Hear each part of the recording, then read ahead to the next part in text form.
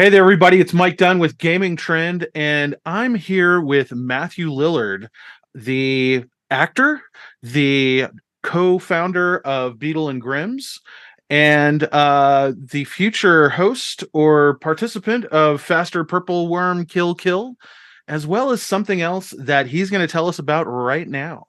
Matthew, what you got? Yeah, hey Mike. I am not the host of Fast Purple Kill Kill. That is Bill Rayor, which I'm very proud to report. Oh, But I am on several of the shows, and that is super exciting. And I look forward to sharing that with you at some point in the not too distant future. But right now, dude, we're talking about. I have launched with a couple partners a company called Find Familiar Spirits, and basically what we do is we create these high end sort of spirit verticals for fandoms. And our first one is called Quest's End. And it's a gaming sort of fantasy themed whiskey, which we're very excited to bring to market early October. excellent, excellent. Now, when you say fantasy themed, like I don't tend to think of whiskey as being a fantasy themed thing. Like, how are you approaching that in terms of what you've done in the past and how to kind of differentiate this whiskey line, this spirit line on the market? Yeah, so great question. So each drop, so there's 16 different drops that are in this campaign.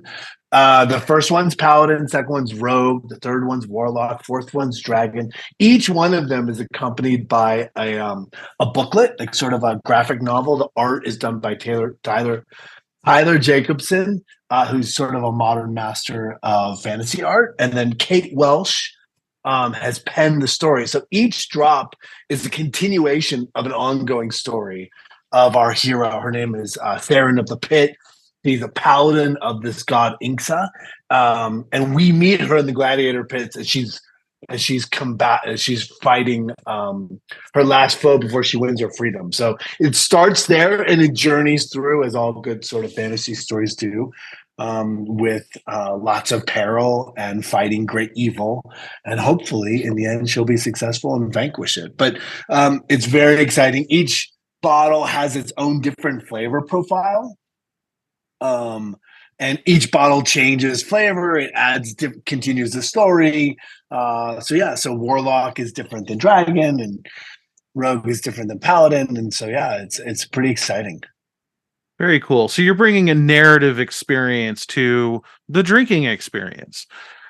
Yeah, exactly. We looked at sort of, I think it was Todd Stashwick that said at some point, like the Venn diagram of D&D players and whiskey drinkers is a complete and perfect circle. And so we're just creating sort of the same thing we did with Beetle and Grimm's, the idea of presenting sort of a premium a box experience around your game. We're doing the same thing with whiskey, and it's specifically geared for people in the RPG community and the fantasy sort of aficionados.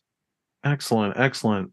So how did you guys come up with matches between like the character archetypes and the flavor profiles of the Oh spirits? yeah, great question. Yeah, super fun. So we were blessed enough to find a woman named Ali Ochoa, and she is a master blender. She's a rising star in the whiskey industry, and we went to her and said, "Hey, this is We basically sat down and we sort of marched. We sort of laid out the first four drops." And we as a company collectively sort of worked towards the trajectory of what the flavors would be. But then, as Theron, our hero, became clearer, Allie read the work that Kate was doing and went out and sort of extrapolated what she saw within the character. And then went into the whiskey world and found samples, brought these samples in, and started to blend a specific whiskey blend that spoke to her as a blender, and sort of expressed what she saw in the character. And we did the same thing with Rogue. We haven't gone out and procured the juice yet for Warlock or for Dragon, but it's been a really cool process to watch her sort of interpret what she sees on the page and brings to life in the whiskey. Awesome, awesome. Now you said that it's going to be accompanied with like a kind of a graphic novel, kind of comic book thing that's illustrated. Are there going to be anything like little one-shot adventures for D&D players or anything like that? Anything to kind of spice up the Yeah. game?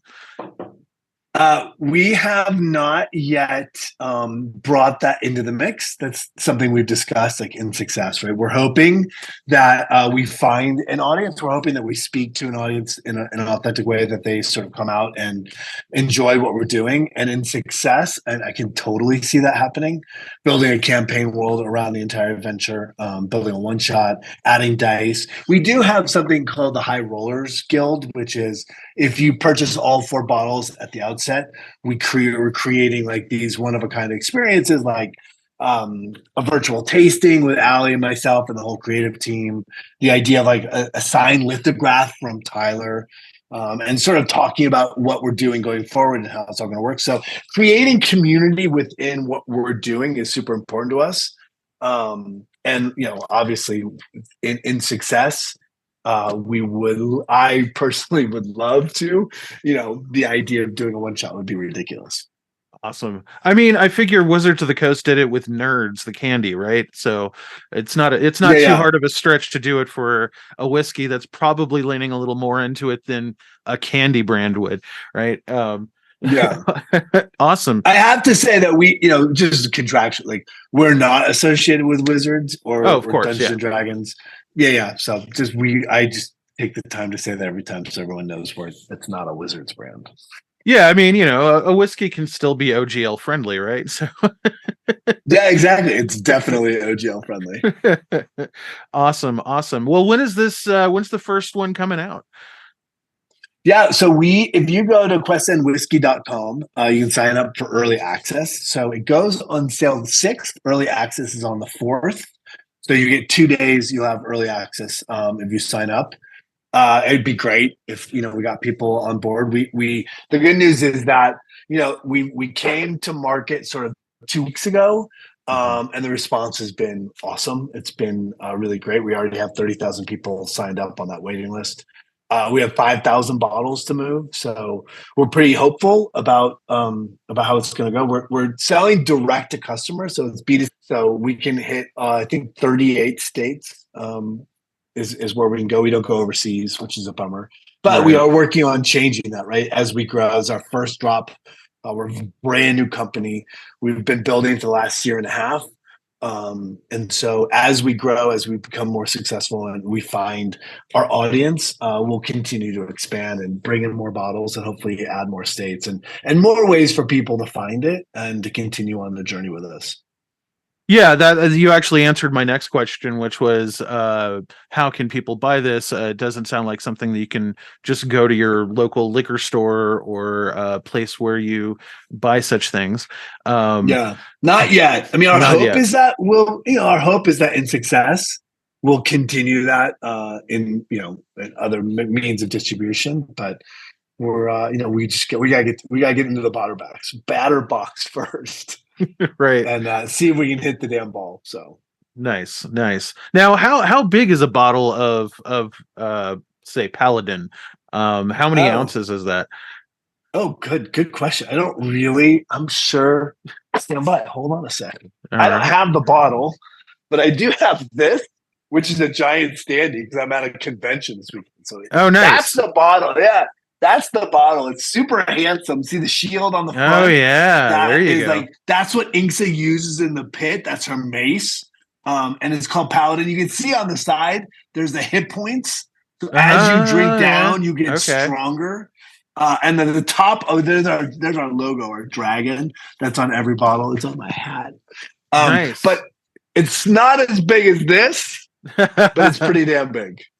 Well, I mean, that bottle looks like it could do radiant damage all on its own, to be honest. Absolutely. Hopefully. Might evil.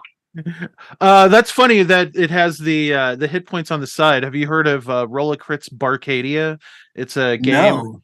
It's like a bar adventure game where your characters are pint glasses and you drink to remove hit points. You should Oh, check it well, out. Yeah, probably the that's pint fun. glasses are probably a little too big for your That'd be a whiskey. lot. That'd be a lot. Yeah. You have to be chosen by a god to finish that. Yeah, that might lead to like a total party kill of another Yeah, kind, right? no doubt. Awesome. Well, great. So when I think you might have told me, when is the first bottle ship out to customers? So we go on sale. Like I said, the fourth, and then that's up for early access, and then we ship the first week in November. So right now, yesterday we started blending.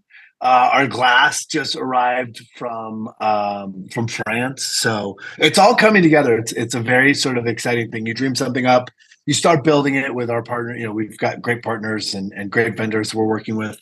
And you know, this is the first, right? The company is called Find Familiar Spirits, and our whole idea is like, can you, instead of being, you know, Bevmo has 150 yards of whiskey with 10 shelves up and down, and so we're not competing with that. Our whole idea is to build super cool stuff for very specific for cultures and fandoms, and really try to execute and deliver for them in a way that's that they'll appreciate and sort of come and be excited about coming back for more. Well, thanks a lot, Matthew. Thanks, Mike. The whiskey line sounds great. We'll be sure to kind of keep tabs on it as it progresses.